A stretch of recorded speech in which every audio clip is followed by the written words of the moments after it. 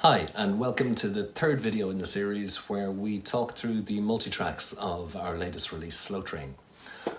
Today I'm going to focus on the strings, the woodwind and the brass. And in effect what you'll find is today becomes almost an exercise in buses and how to use them. And I'll explain why. First off, let's start with the strings. There were two things that I wanted to achieve, or at least there were two different sounds with the strings that I wanted to get out of the track. The first is the very hard marcato da-da-da-da-da, which you will hear as such. I'll play that again. So it's very ba-ba-da-da. But then after that is where I wanted the kind of Henry Mancini 50s lounge music sweeping strings to kick in, which sounds like this.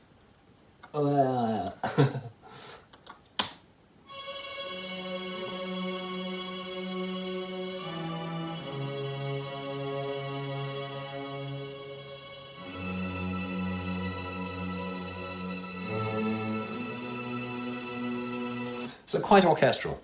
So the way I achieved it was, it's obviously sample banks, sample libraries that I'm using for this. So I loaded up a marcato set for the harder impact attack sound, and then loaded up a legato set for the smoother flowing strings. And literally they were done in isolation. The marcato first, the da-da-da-da-da was on its own. And then the more, I'm singing totally out of tune there, I know, but the more slow moving strings were done separate from that. So put the two of them together and what you get is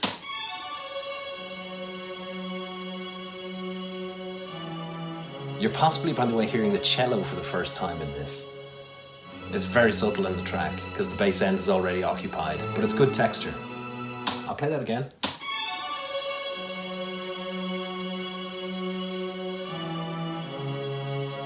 So as I say, on one track we have the da-da-da-da-da hard attack marcato strings. On another track we have the smoother flowing legato strings. So no more than with the bass, when I was talking about that, when I had the two different basses that I layered and outputted them to a bus, it made sure that the internal balance between the two was correct, and then outputted both to a bus so I could control the master level and sound of the two of them combined. It's the same with the strings. I took the marcato, I took the legato, got the balance right between them, outputted the bus to a separate one where I could control them as one unit. Okay? Now that, in and of itself, fine, but becomes a tiny bit more complex when we layer the woodwinds over it. And the role of the woodwinds in this section was simply to support the strings. So they're almost in unison. So where the hard violins are happening in the marcato part, I have flutes and layered with clarinets below it playing the exact same part. When the cello kicks in, the bassoons kick in the woodwind as well, just to support it. It's more to layer just the texture of it. It's very subtle, you don't really hear it in the sound, but it is there. And just for fun, really, I threw in the flutes, do a little bit of a every so often as well, just to make it a bit more interesting. And I played the part with just the strings and then introduce the woodwinds so you can hear them coming in. I'll go back on it if it's a bit too subtle. So there's the strings. And now with woodwinds. There's the bits I was talking about.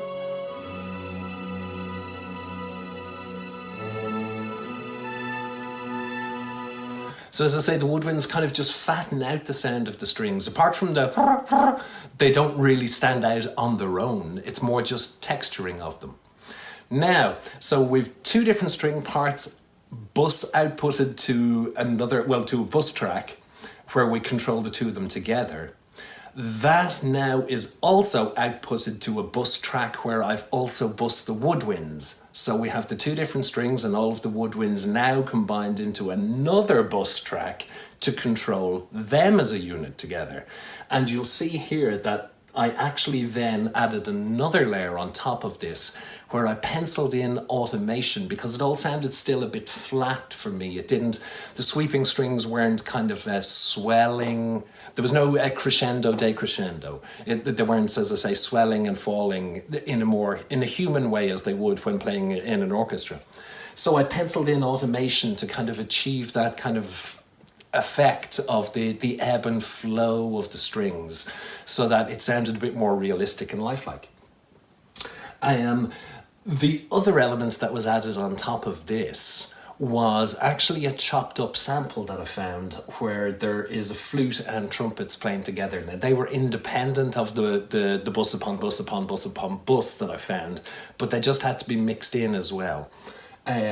But what I was careful to do was when I bus and I bus and I bus and I bus and I have all these mad things bust together and bus junctions, spaghetti junctions going, is that the last stage is where I'll actually send it to some reverb so that the same reverb is being applied to all of the instruments that's coming in so that it sounds as if it was recorded in the one room. My iPad's flashing messages at me there, so I'm going to just turn it upside down so I don't see them. So here we have, as I say, strings the woodwinds together, and then the other little bit that I found is this.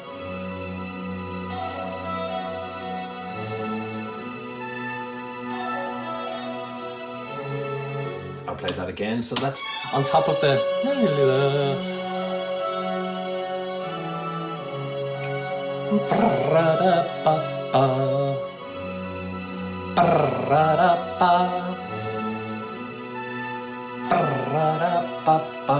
which plays off the of the other flute, and I just think the whole thing works as a lovely unit together, well fattened kind of orchestral sound with just little throwaway, almost kind of, you know, casual flirtatious kind of sounds coming from the flutes, which is what I really wanted to get out of it. Very happy with the result of it.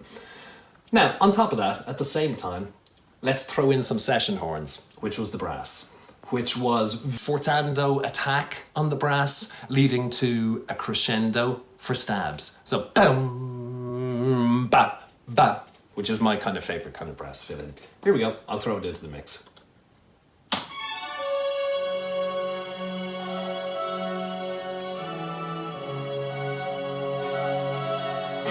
There we go, sorry.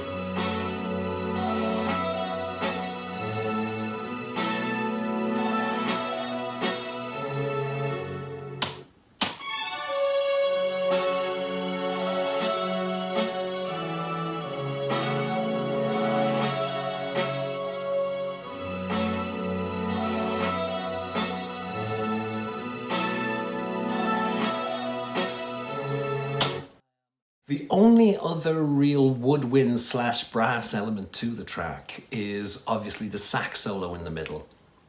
Sax, woodwind, brass, who knows? Now that was from my sample library. I was looking for something that would be a kind of soulful sax rendition, and I stumbled upon something that fit the bill absolutely perfectly, but only when I actually chopped it up to reconstruct it as a melody.